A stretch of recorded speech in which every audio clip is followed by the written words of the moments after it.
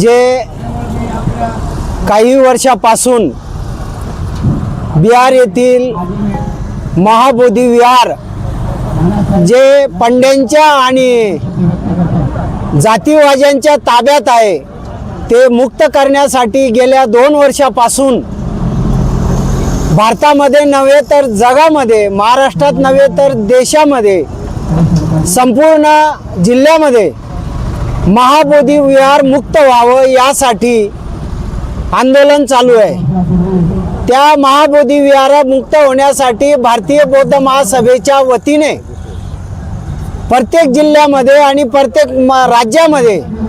भारतीय बौद्ध महासभेच्या वतीने आमचे राष्ट्रीय अध्यक्ष आदरणीय चंद्रबोधी पाटील तसेच महाराष्ट्र प्रदेशचे अध्यक्ष के बच्छाव गुरुजी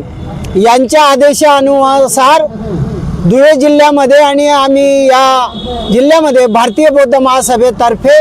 हे महाबोधी मुक्त करावं त्यासाठी आंदोलन सुरू केलेले आहे। या ठिकाणी जिल्ह्याच्या वतीने